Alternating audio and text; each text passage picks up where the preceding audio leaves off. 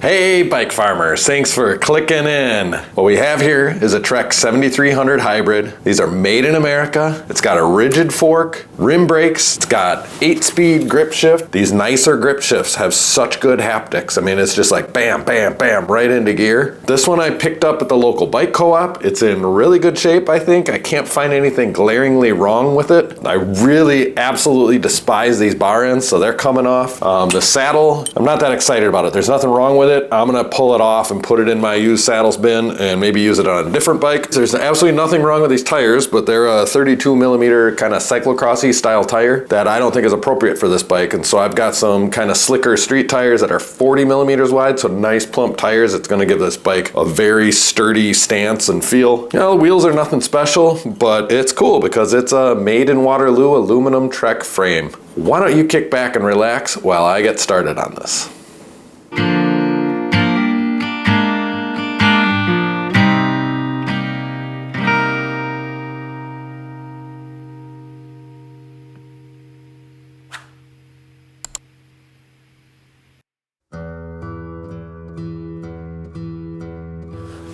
Per the usual, disconnect the brake, little cog down here, and pull the wheels off and set them aside. Now I like to pull the accessories off of the bikes before I sell them. In a past life, I was a salesman and I took some sales training. Oh, dropped a wheel. One of the lessons I learned when you're selling things is don't paint seagulls in someone else's picture. And that's when you're selling something and you're like, oh, you know, it's got this rack on here so you can go to the grocery store or the library and strap things to it, you know, as if it's a benefit, but it's not a benefit for everyone. And sometimes less is more. You know, we don't have to try to expound on the virtues of the bicycle. This has a weird reflector thing going on here and it's kind of rusty and ugly and gross. Well, I'm just gonna take it off and set it aside. I kind of have a pile of these.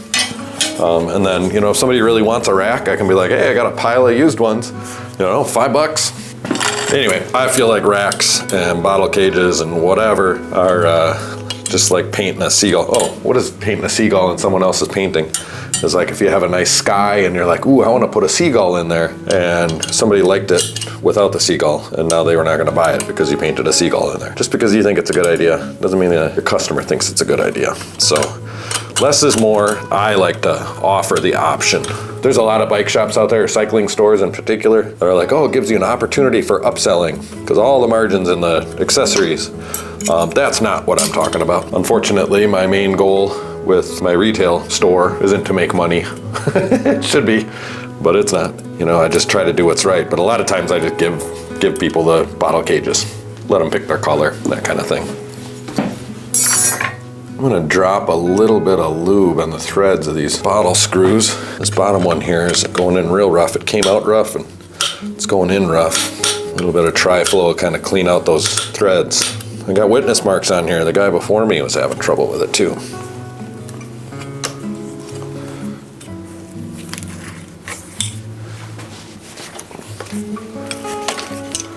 Gross. These grips are gross too, so we'll replace those. Grips are cheap. You know, grips and saddles and tires aren't cheap, but if you replace those things, it really improves the condition of the bike. Aesthetically and just in general, like everything's gonna feel better. Sometimes brake pads will fall into that category, but not always. Sometimes you don't really need to do the brake pads, it's a little extra.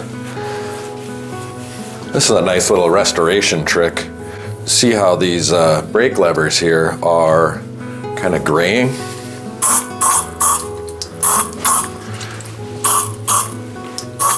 This is just Behold furniture polish. You can use Pledge, any of the generic Lemony Fresh. Actually, we'll do these grip shifts too. Just spray it on there and let it sit. You just let it cook.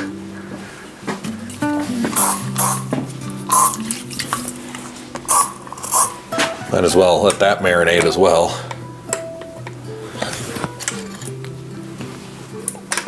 Not a big fan of this seat. This saddle. What do you think? Is saddle just a pretentious bike guy thing? Sometimes I think so. But I kind of like calling them saddles. You know, bicycles replace the horse anyway.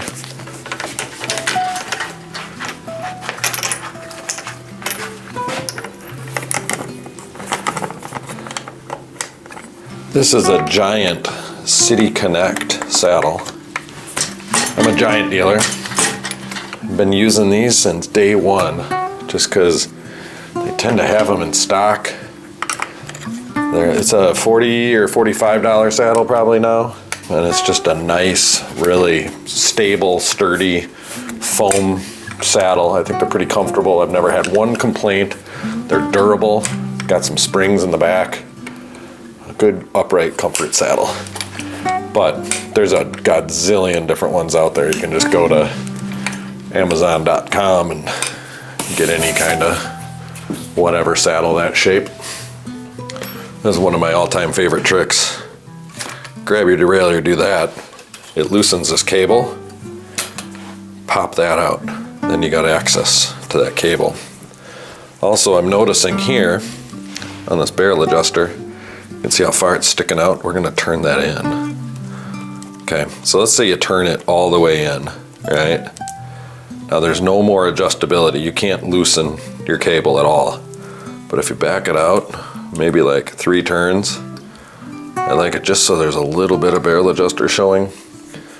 Now when we go through and tune things at the end, because we clean first, then we lubricate, then we tune. But when we go back to tune everything, we have adjustability in both directions. Then it's all loose, so you can disconnect that. Might as well get after your rear brake cable too. Now the front one is, okay. But if you pull out on your derailleur, see how that loosened that?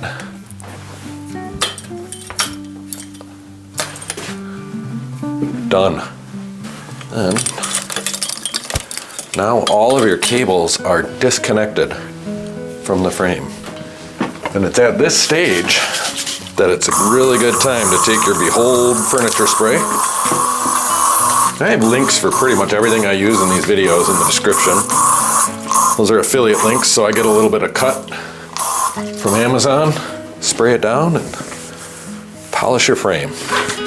Hey bike farmers, just a quick note while there's a lull in the action. If you've made it this far, I assume you liked the video enough to click the like button. If you really like it, let us know in the comments below. And if you're into bicycle content for regular people, subscribe to the channel if you haven't already. If you're able to support more directly, click on the super thanks button and send me some taco money. Or better yet, join the channel as a monthly sustaining member. All of these things will help grow the channel organically and give the Bike Farmer YouTube channel a strong future. Thanks again for watching. Now let's get back to the bikes.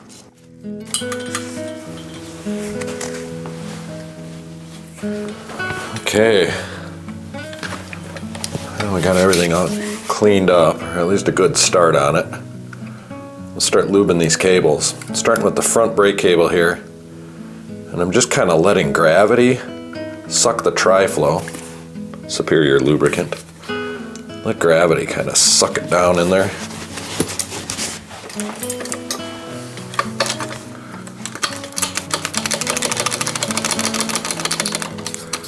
Alright.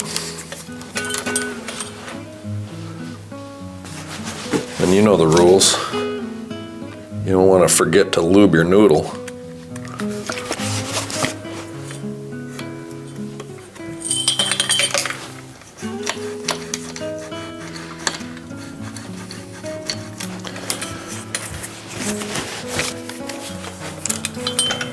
Pull the rear brake cable housing away.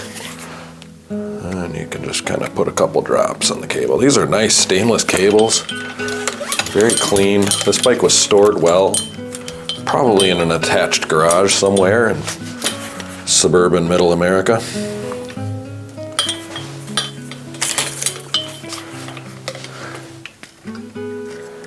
These cables are like bone dry. They actually kind of have a thin layer of white oxidation on them.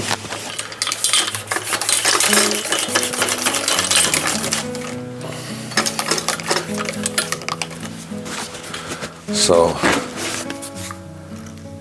I kind of use the lube to wake all that back up. Yeah, I don't know if you can see the coloring on there, but that is a dry cable, so this is a huge improvement.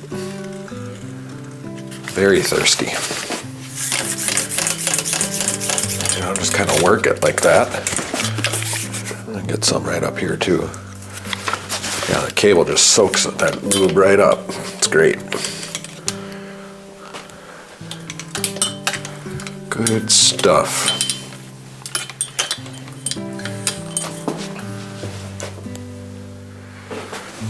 All right, and the cable and housing are returning home after their day at the spa, tucked safely into bed.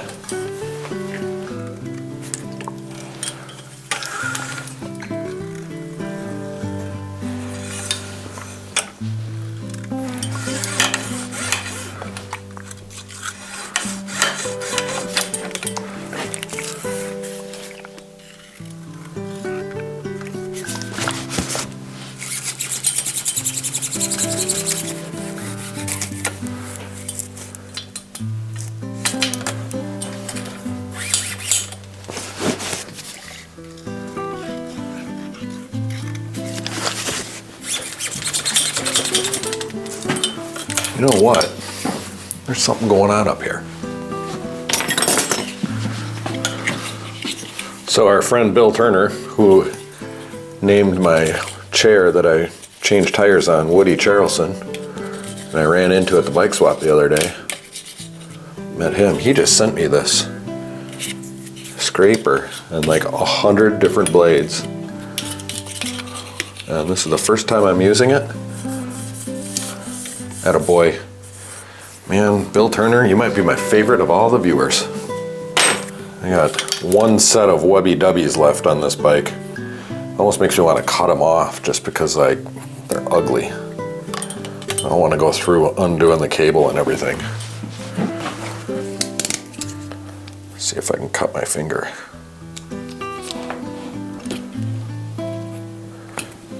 Just cut it right off.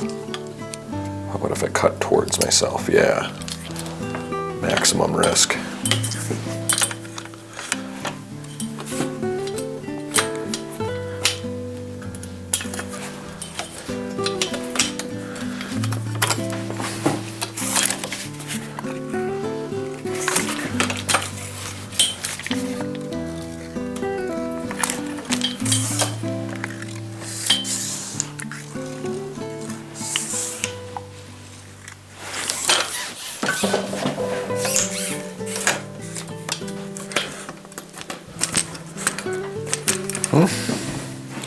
Just like, yeah.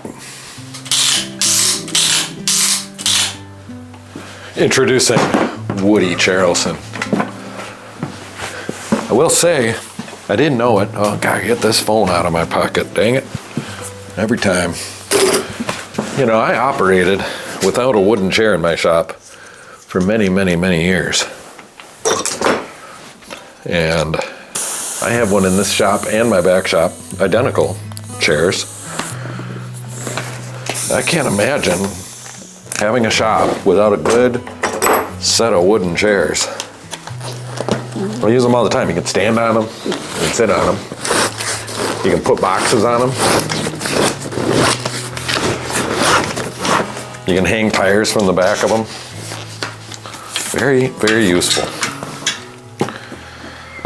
You can name them, but there's only one Woody Charleston. Thanks to Bill Turner. This is the official Bill Turner fan episode.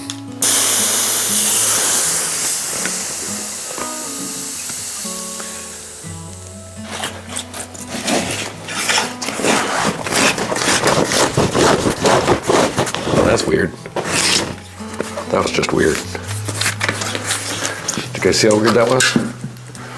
Okay, so like I said, and these are Trek CX3 team issue 700 by 32 folding cyclocross tires. I don't know, is Bontrager Team Issue, is that a nice tire? They feel light. I feel like they have nice, soft, supple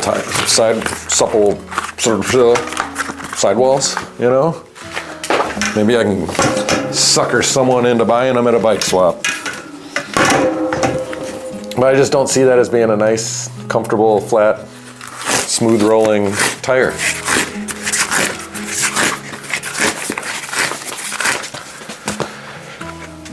I don't talk about it much, but one of my favorite unpopular opinions in cycling is that cyclocross racing is the single dumbest use of a bicycle ever devised by man.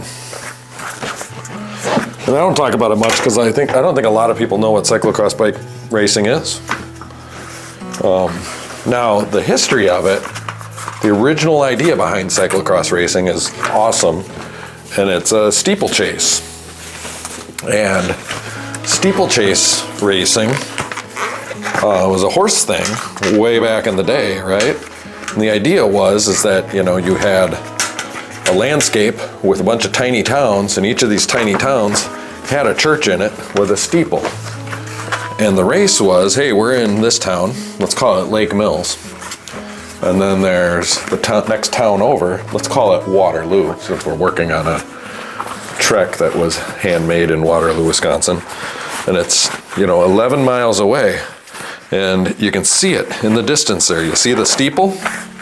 That's where we're racing to. Whoever gets there first wins. And they would just go. And there would be no route. You'd make your own. And you'd go through the farmers' fields. And you'd have to cross over the irrigation trenches and jump over fences and do all of the things, all of the obstacles, you know. Maybe you'd find a road, maybe you'd be in the woods. And so you needed a bike that could do anything. And it's like the original adventure race, you know, super fun, right? That's the origin of cyclocross. What a wonderful idea. But now what they do is they find a county park somewhere and like a grassy hillside, and they put up a bunch of the ribbon tape on fence, fake fence, and it says trek, trek, trek, trek, trek, trek, trek, trek, trek. And then they race laps on bikes. So they map out this course and they race laps. And they limit your tire size, and they put in barriers forcing you to have to dismount the bike and jump over it.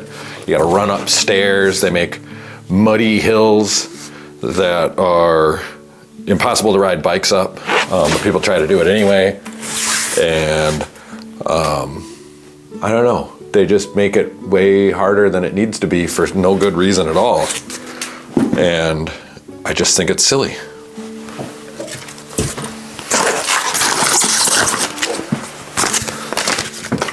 I just don't think like purposely making something difficult is the same thing as adventure and problem solving and all of the other things that make steeplechase or OG cyclocross the best. I think it evolved too, like in the foothills of the Alps, I want to say, or something.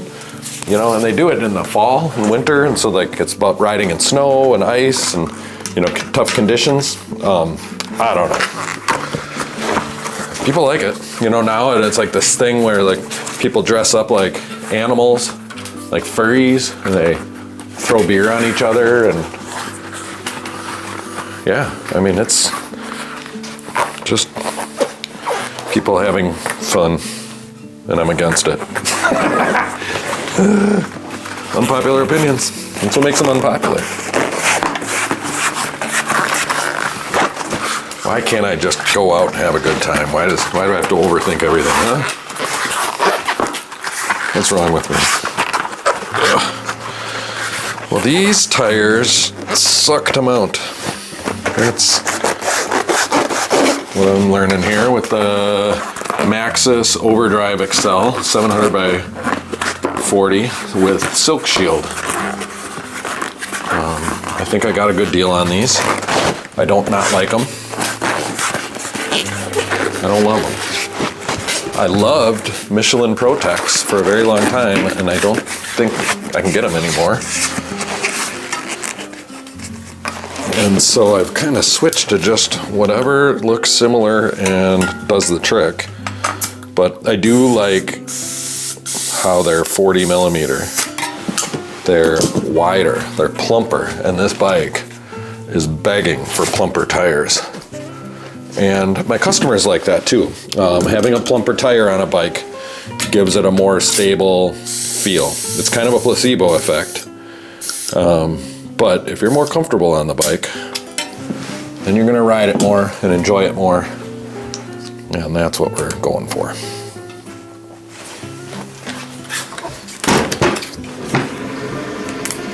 Oh, air compressor is going off. Now it would make sense that the air compressor would go off because I just filled these tires. But actually it's 8:30 in the morning. I got that sucker on a timer, so it fills up every morning.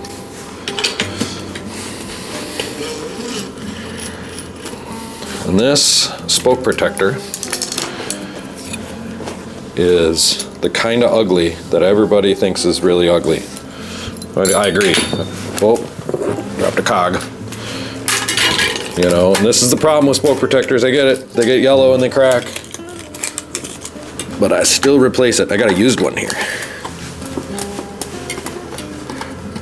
How did I know that it was a 4-pronger?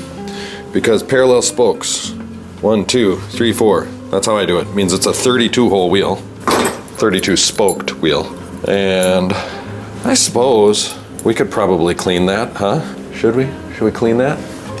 I've got some Finish Line EcoTech degreaser here. I have just barely enough in this can to get some on this cassette. Oh God. Do it in my lap here, I suppose.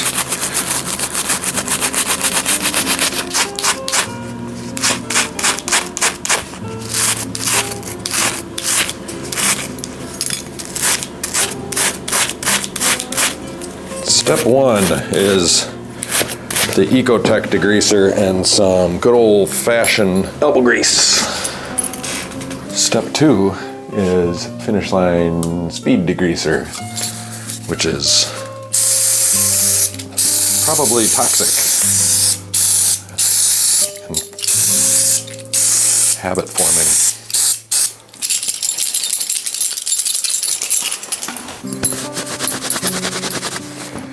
Okay, there is little to no mechanical advantage from doing that, but it does look a little nicer. It's just going to get dirty again anyway, so I don't worry too much about it. Now, if you have an ultrasonic cleaner or a parts cleaner, you can certainly feel that you're more than welcome to take this and just throw it in there and run it while you're doing the rest of the tune-up. Pull it out and hit it with the air hose and put it on the bike. It's one way to do it. I have found that the parts cleaner just takes up space, and you always have to replace this whatever cleaning fluids you have in it. You end up leaving parts in it. I don't know. Like it's a high maintenance thing that takes up space. It's just another headache. I just kind of clean parts one at a time as I go.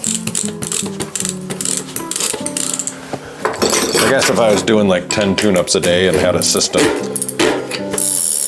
maybe it would make sense. But that's way more better hay, ain't it, hay?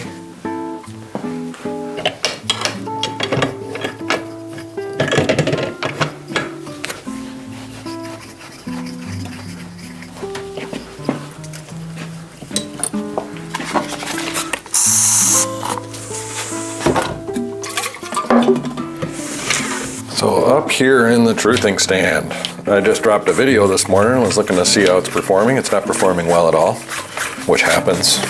It's unbelievable, the algorithm. I didn't think it would be a banger or anything. It was just kind of a place filler and just me. It's the one about shipboxing and shipping bikes and about how it doesn't make any sense and whatever. It's not that important. But then I got a notification and You know, it was, I had replied to a comment, somebody who totally, absolutely 1000% does not understand the difference in quality between department store bikes and entry-level shop quality bikes. And this is something that I think about and deal with all the time at the bike shop, especially one like mine. But most bike shops have to deal with this problem. And, you know, I did a whole video on it. It's been a pretty popular video, actually. So you've probably seen it, and most of you get it. But there's still that, I don't know. I really think it's like maybe 3, maybe 5% of the population, 1 out of 20, people that just don't understand quality. I mean, it's just don't understand it. You know, I do. I mean, that's all there is to it. I do. And so on that video, in those comments, somebody was saying, hey, you know, this is what Zen and the Art of Motorcycle Maintenance is about.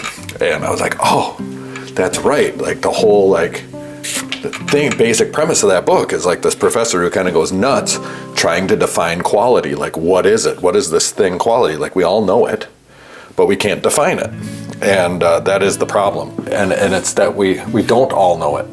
And in that book, he was trying to explain to his students, he was trying to prove that you can't define it, but you know it. And then it becomes like the spiritual, philosophical matter. And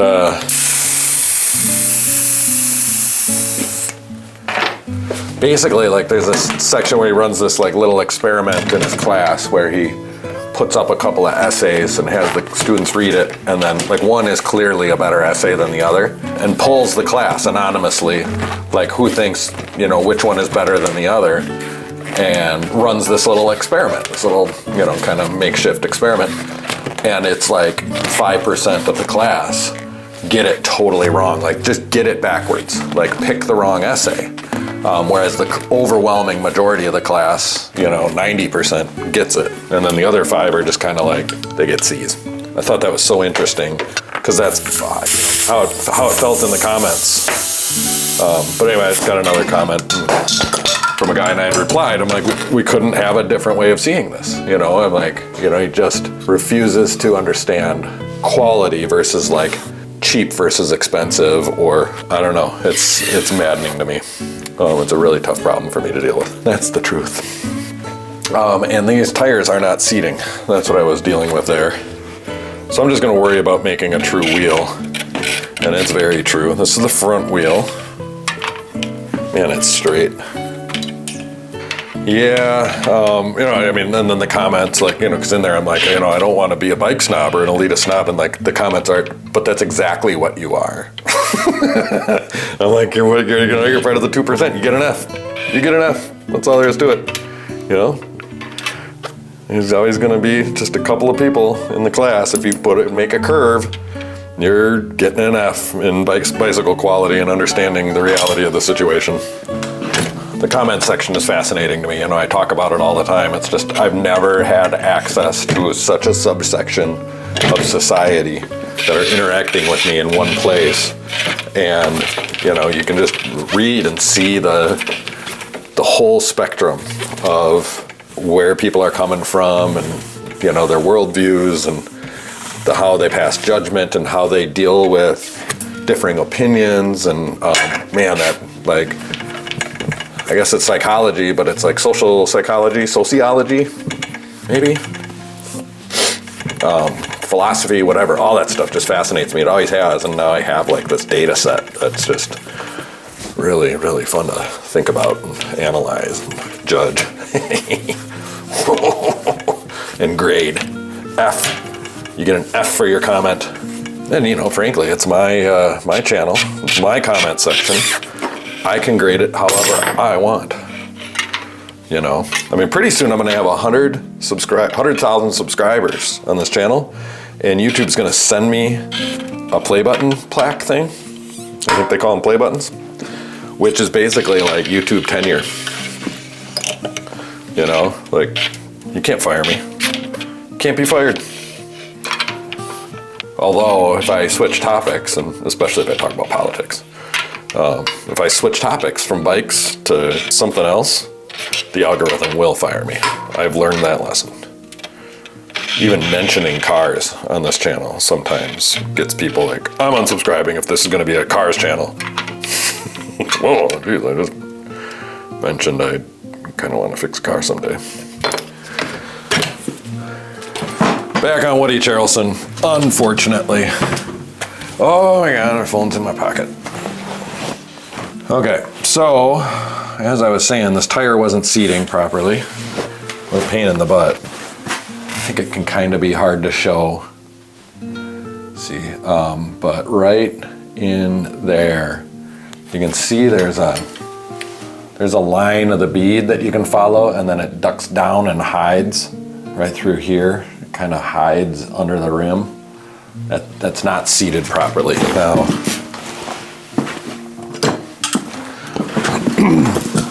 so then when you're spinning the tire, it's like bloop, bloop, bloop, bloop. So you let a little air out. And then you kind of massage the bead into the hook of the rim, the bead of the tire into the hook of the rim. But you got to do it all the way around. That's the tricky part. I didn't let all of the air out. I let some of it out, so we still have some shape. And then you got to do it to the other side. You got to find where it was diving on the other side. And sometimes it's, the same spot, and you just are trading one side for the other, and the problem just persists, which seems to be the case here. Okay, well, we're gonna try one more time here. And I've got, my compressor set at 80, maybe? Looks like 80. These tires are rated to 75. 75 is a good spot to be. Okay, so this side I can see the bead all the way around is right. And on this side, bead, bead, bead, bead, bead, bead, bead, bead, bead. Hey, I think we're winning. So we'll double check the rear. Bead, bead, bead, bead, bead, bead. Ooh, duck back down the alley here. Okay. With some roly-poly little bat-faced girl. I think that Paul Simon Graceland from 1986, oh, dropped my screwdriver, is quite possibly the greatest pop record ever recorded. There, I said it. I think it's got it all.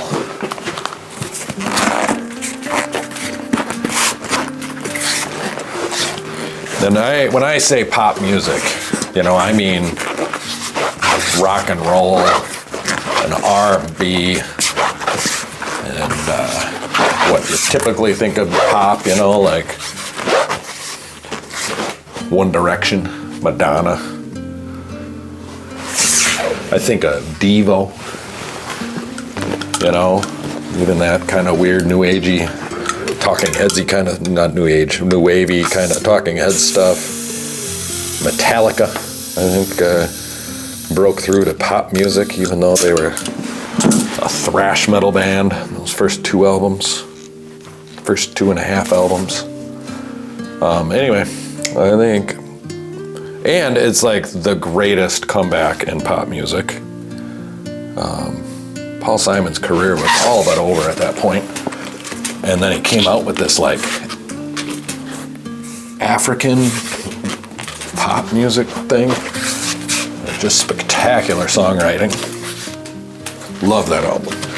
But my parents were really into it when I was a kid, and my dad had the boat business, and we'd be going up north, cross-country skiing in the winter. It was a good period of time there. And we listened to that so much, and I was a kid, and I didn't drink away my memory cells. So I remember all the words to all the songs and how they go, so it's just so much fun for me to listen to still. I'm just not sick of it.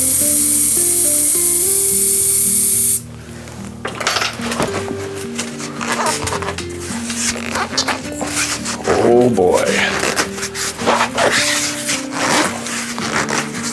You'll hear me say periodically, who am I to blow against the wind?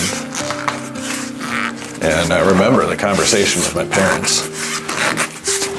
And I was like, what does that mean? And They were like, you know, blow against the wind, like argue a point, you know, challenge someone's opinion. Like, who am I to challenge your opinion, you know? I like that.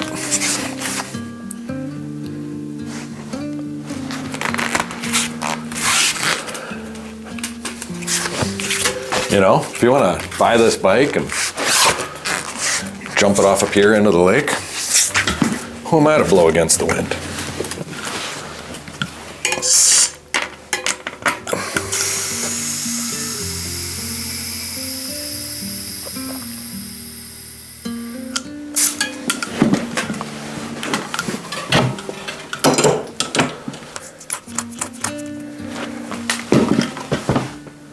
Well, I'm gonna put kickstand on this bike. Another comment recently was somebody was like, you should link to the Greenfield kickstands. Greenfield KS2 kickstands, made in America. To this day, one of those old school family businesses. They make these and a few other things. They're great. They're like 10 bucks. I don't know, maybe a little more than that now. Tariff proof. That's how made in America these are. They stuck it out. Managed to not get too big that they had to send everything overseas. Not all growth is good. Sometimes being right sized is the key to success. You heard it here first, folks.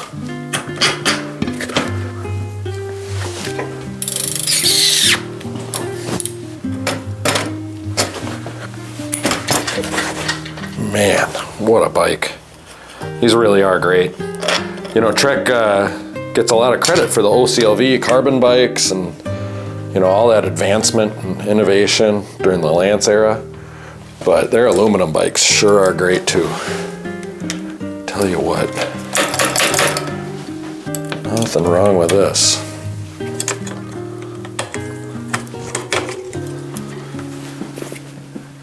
I like to put a little bit of lube right there, and then some back there, and then this rusty bolt here. And we're gonna do the same, but a little on the post, a little on the spring, a little on the brake pad nut.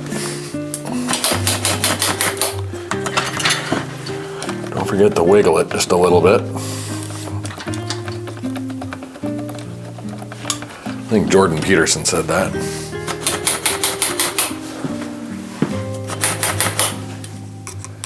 Okay, so it's pulling from this side more than this side, and things are moving freely and lubricated and cleaned. So we're gonna add some tension.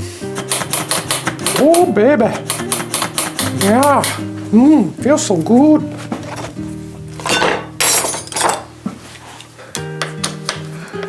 Okay, and then tighten it a bit, just a smidgeroonio.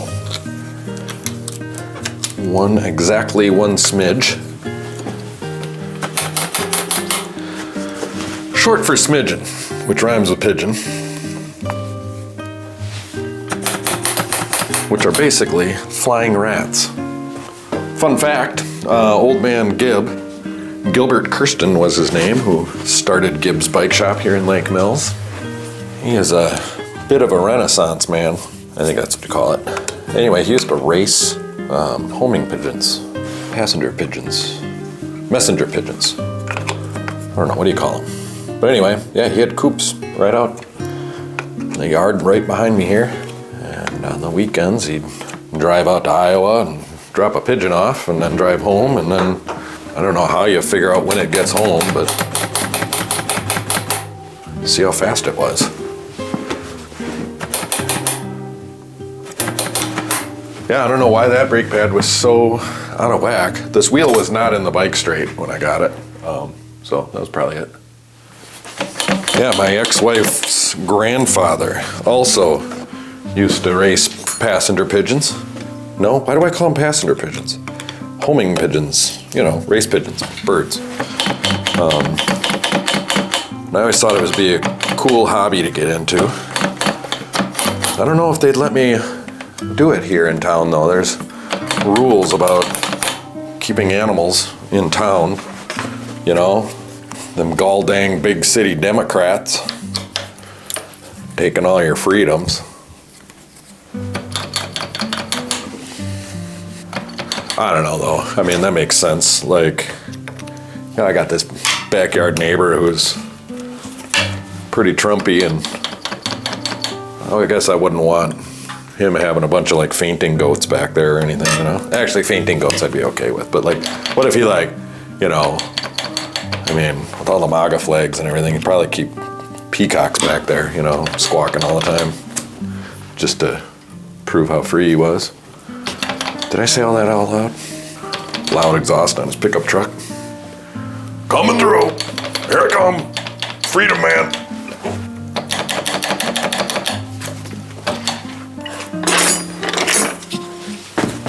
I don't know what's going on here. Oh, the clear coat's coming off. Probably don't want to go after that too hard. Okay, so these levers need some adjusting,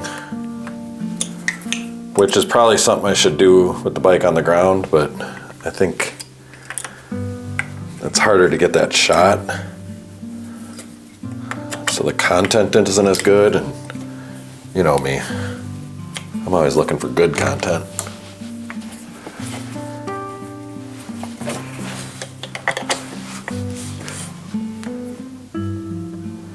You know what they say, big political flags make good neighbors, right?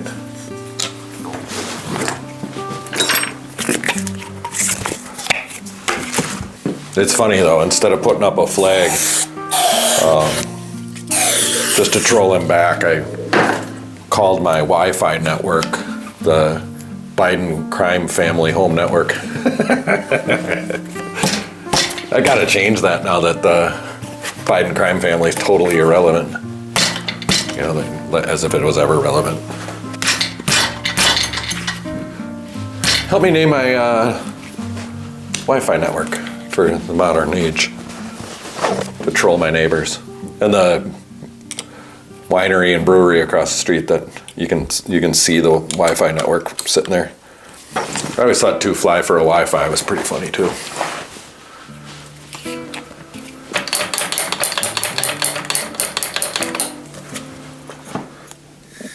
This warning sticker sucks.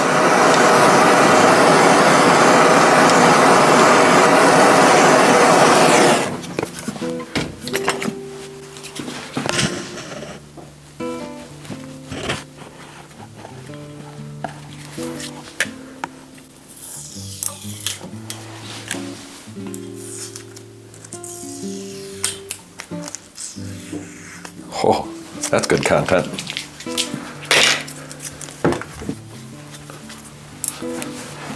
A little bit of goof off. This has an old Trek store sticker from Madison. OG Trek store. The beginning of the end. Tell you what.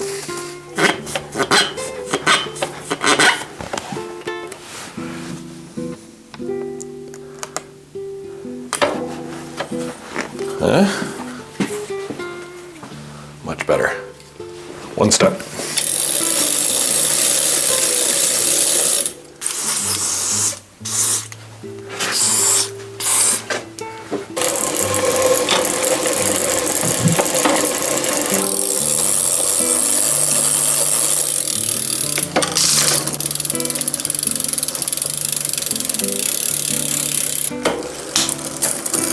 Yeah, so if you remember, we turned that barrel adjuster in a whole bunch, so this cable's really loose. So we will give it a manual tug. A manual tug. Secretary of State, 1836, part of the Whig Party.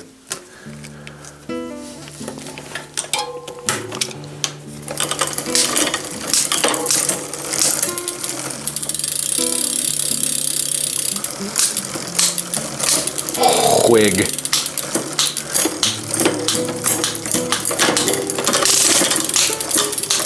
Oh, I said Whig Party. People keep telling me not to talk about politics. I keep doing it.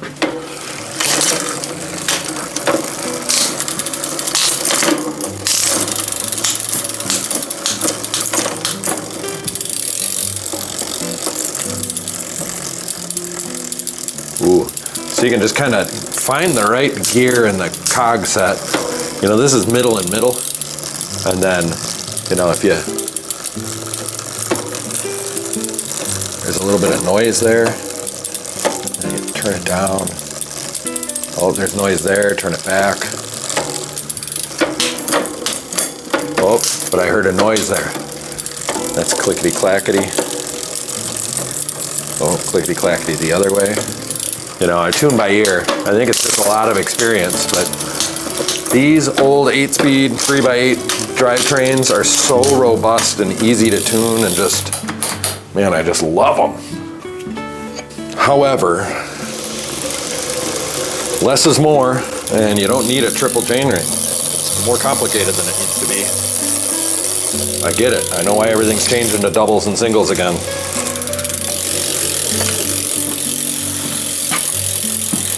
And the reason is because the cassettes are getting bigger, because the derailleurs are getting bigger and able to handle better, you know, better springs, better design. It's one thing in the bike world that I'm totally in agreement with, is like, let's just improve the rear derailleur situation so we don't have to have triple cranksets, you know? So we're gonna go up into the low gear, down into the high gear, no rubbing. Don't need to adjust this at all. The cable's already stretched, the housing's all compressed. If it ain't broke, don't fix it. You know, I like to get the bike in the stand, kind of how it'll sit on the ground. And then you can notice things like I got the nose of the saddle poking way up. You know, that's gonna get you right in a pooper, you know? You don't want that. Give the old, hey, howdy, holy mackerel, woo! Oh, there we go. Oh, I messed it all up. I had it. Is that good?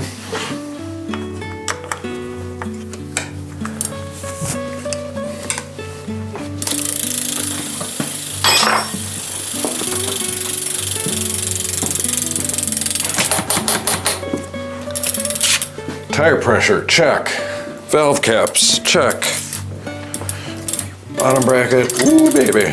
Made in the USA, no doubt about it. Look at those welds. Only an American could do something like that. Ah, that's good looking. All right. How about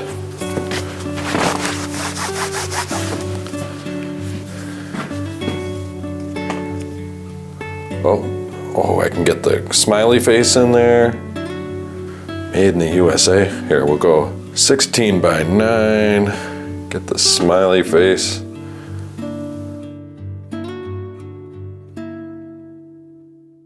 Thumbnail. I'm telling you people, we've got a 17-inch medium Trek 7300. That's the nicer one. That gets you the nice shifters and the STX RC rear derailleur. Brand new, extra plump 40mm tires. Brand new giant City Comfort Select something or another saddle. Ergo grips. Nice upright handlebars with a good adjustable stem and a nice middle position. We can go up, we can go down, we can do whatever we want with it. Little bit issue with the clear coat coming off because this has been in bike racks. That's kind of a bummer. I don't know what to do about that. I mean, I guess you could just spray it a little bit, but I would leave it up to the next owner to deal with that. But I think this bike is $399 all day long. You know, it's nice and rigid too. You don't have the squishy suspension fork, which I think is mostly a marketing gimmick. So this one's gonna roll really fast, but still be very comfortable and upright. Great all-arounder bike. Could throw a rack on the back and it would be even better. I mean, you can just tell. I love these bikes. Made in Waterloo, so many selling points.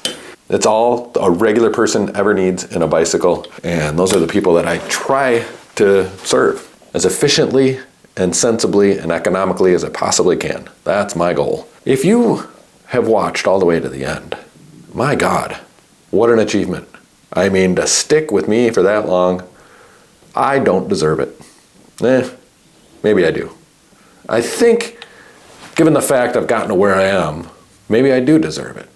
And I should just be grateful for it. I am grateful for it. I'm grateful for you. I'm grateful for your attention. It is not lost on me. If you like this content and want to see more, it's free and cheap and easy to click that like button and subscribe to the channel if you already haven't.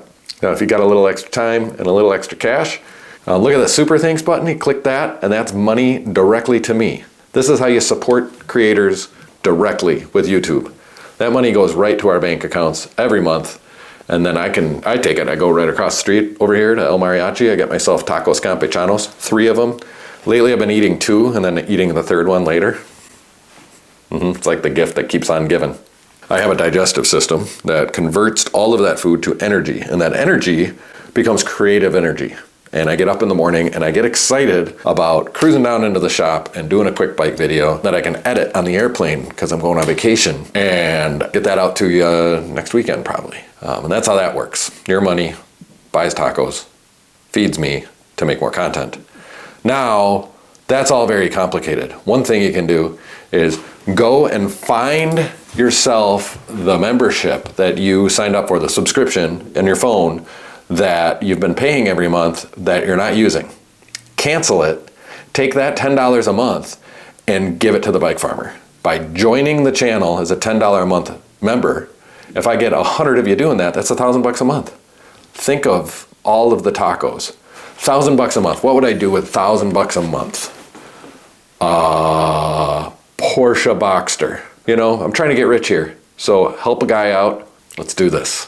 But your attention is enough. So if you made it this far, especially after all the begging, I can't believe you'd still be watching. There is something you can do for yourself that does nothing but benefit you. It kind of benefits me too. But click that notification bell so you and your bikes can stay tuned.